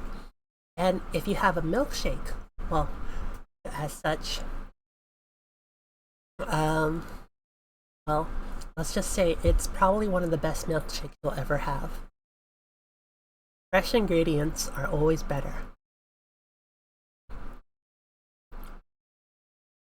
Though, I am a big person in preserving. So I do pickle a lot of things. I do can a lot of things. I do, like I make kimchi, I make sauerkraut, I make all that stuff. Like, if something is going to go bad and you can't use it right away, like I had a bumper crop of green onions. Like, I had a huge amount of green onions. So what I did was I took them all, I cut them up into like little strips, and basically I dehydrated them. From that dehydration, I turned them into a green onion powder, where basically it is, when rehydrated, it serves the same purpose as green onion. So basically a tiny, like half a teaspoonful is like a full sprig of green onion. So go for it. If you can have fresh, go for it. If you can't, preserve it and make it your own so you can have it for a very, very, very long time to come. That's so much better. Okay, so I will stop here and get back to food. So, as you can see, this is a churro, and this is actually filled with dulce de leche. So I got two dulce de leche things. So let's try the Fruity Pebbles covered churro.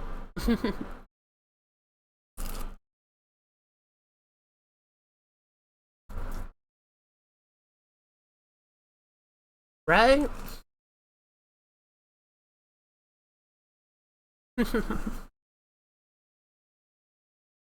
Honestly, I love a good churro, especially if they're made very well. This was made very, very well. They did all the ingredients perfectly, spot on. And the Fruity Pebbles actually add an additional crunch and an interesting and really good flavor too. So I was actually very tempted to get the strawberry shortcake version, but I'm actually kind of happy I got the Fruity Pebble one because it weirdly has that milky flavor that goes with the Fruity Pebbles. It's very, very, very handy and very, very tasty. So now we have.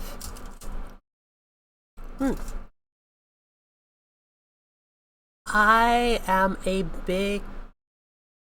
Yeah, I know, but it was. But I wanted to show the Fruity Pebbles and the sparkling colors to everyone. But as for churros, I am bigger on the crispy ones because the softer ones remind me too much of funnel cake. And so I can get funnel cake anytime I want, but crispy churros are crispy churros, and that's a treat in itself. So I am big on the crispy churros. And they hold up to better to ice cream because I just didn't buy ice cream this time with it. It usually comes with a sundae. But yeah, crispy churros go better with sundaes and ice cream and toppings and things like that. Mm-hmm. But now, on to the fishy. So, as you can see, big fishy. But as I break it apart, it has that caramel inside that's coming out. So it's like waffle once again. But you can see it goes all the way down. Yes, taiyaki. Yep. So so a lot of the times the tails tend not to have any filling in it. This one actually does. So this place is actually one of the really good places that have filling in the tail, whereas a lot of places tend not to fill the tails. So you have to find the places that fill all the way down to the tails, and that's when you know that they care about their craft.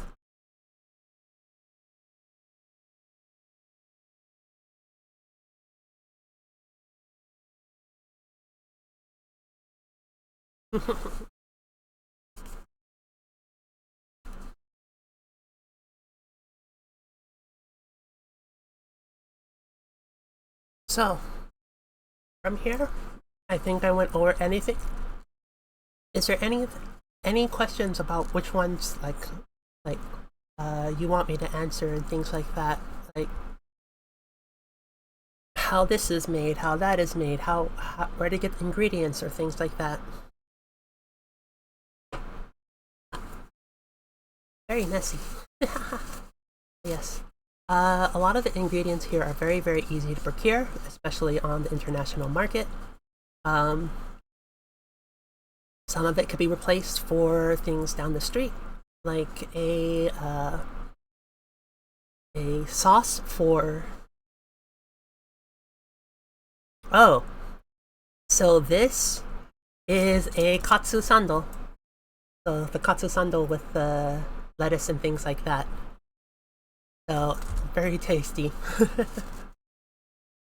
The a favorite truck of mine, a food truck of mine, wasn't there this year, so I wasn't able to get the curry version of the katsu sando, which is my favorite overall.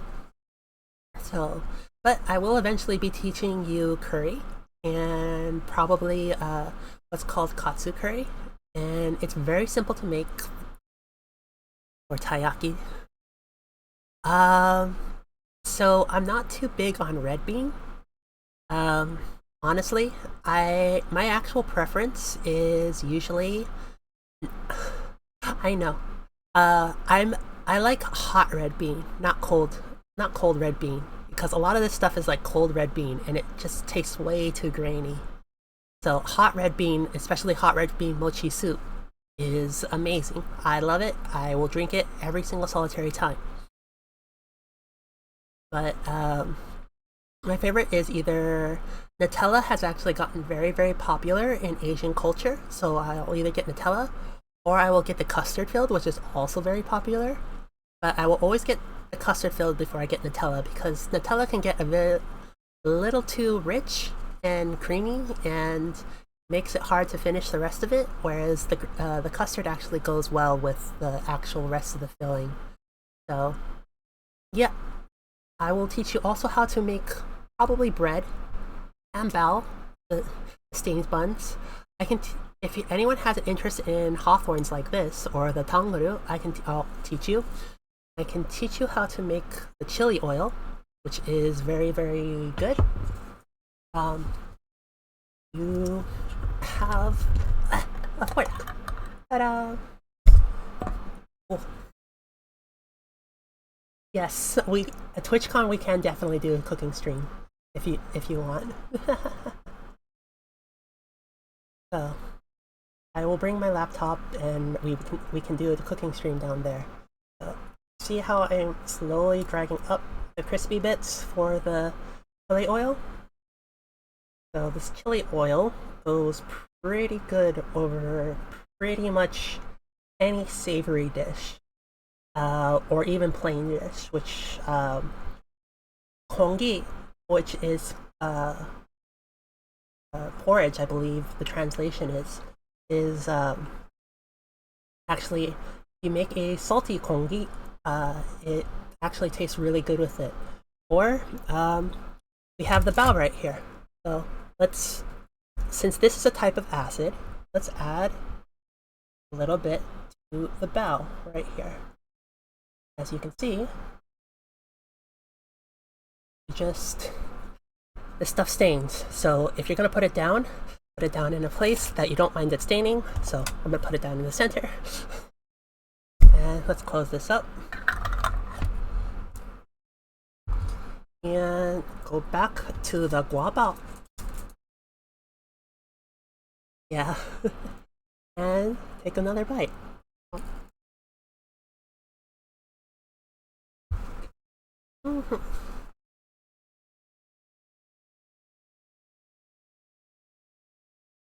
It's very, very good. And I'm excited to teach all of you in the future about different things. The bao bread actually is excellent for making smash burger sliders as well. So if you ever get a chance to do that, it's very, very good. So very spicy as well.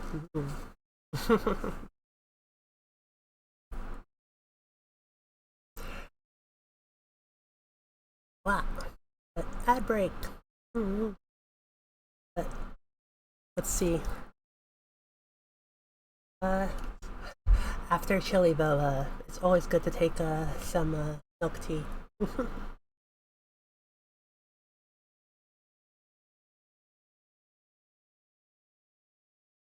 And the boba is nice and soft here. It's all very good.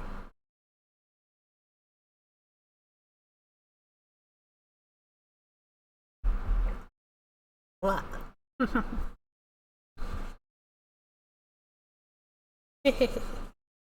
You inactive.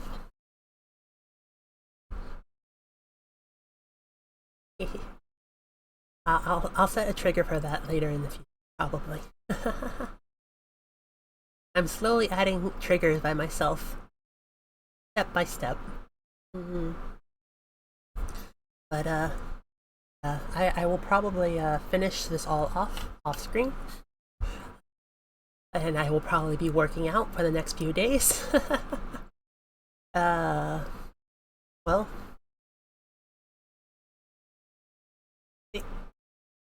So sorry that my hands are unadorned.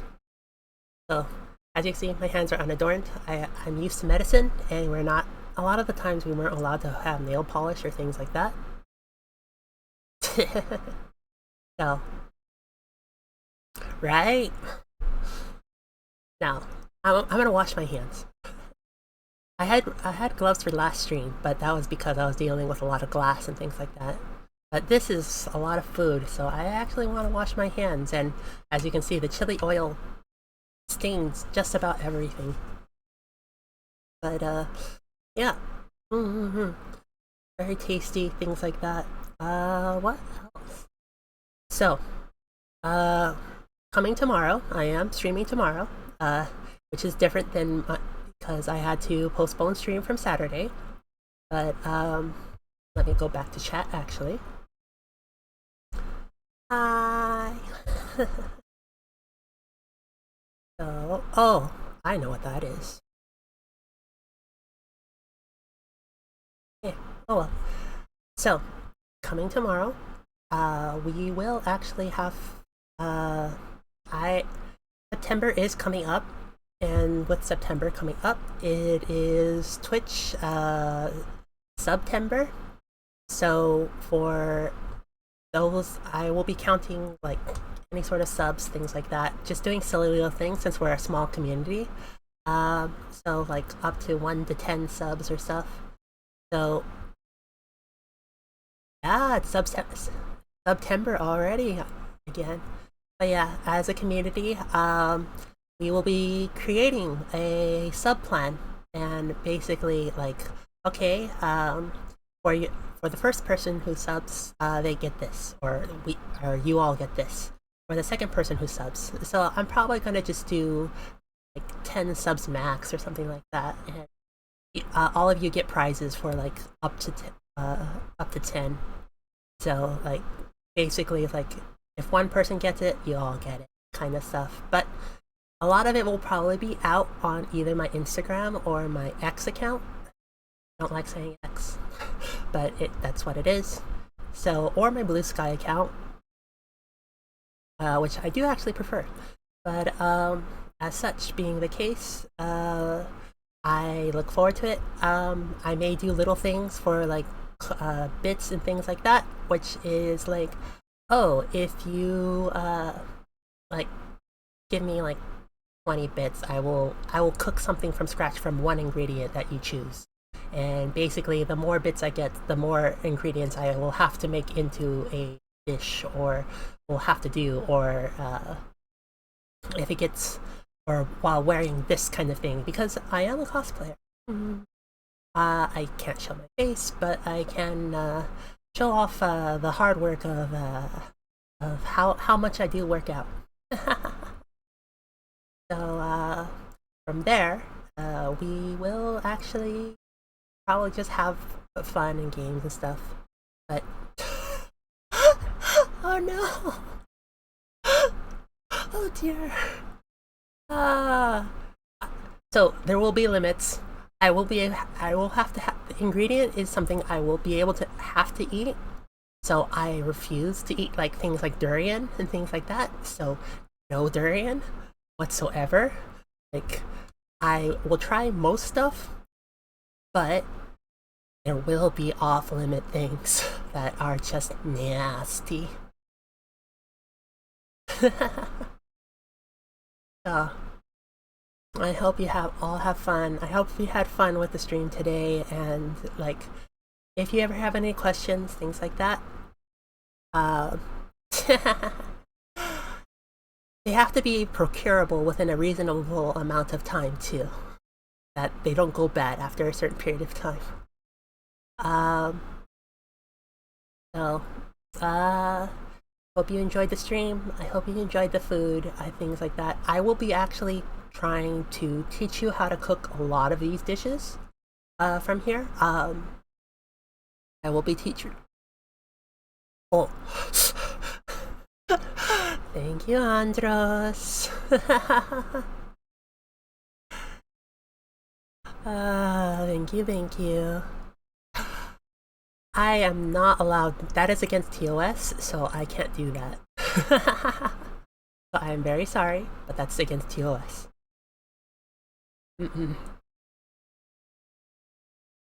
So, it's been fun. And well, I will actually probably cover more tomorrow. that was my big announcement kind of today. I will be actually teaching a lot of, how should I put it? I will be teaching a lot of very budget basic dishes.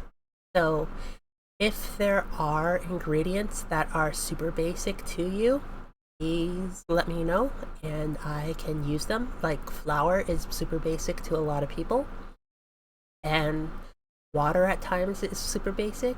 So I will probably be teaching you how to like make flatbreads and naan and things like that. So yes, I am not just going to be cooking Asian. I will be cooking from around the world. Like I said, I want to do Mediterranean dishes. I want to do European dishes in general. I want to do Asian dishes. I want to do South American, African, North American, Central American, all sorts of dishes from all over the place.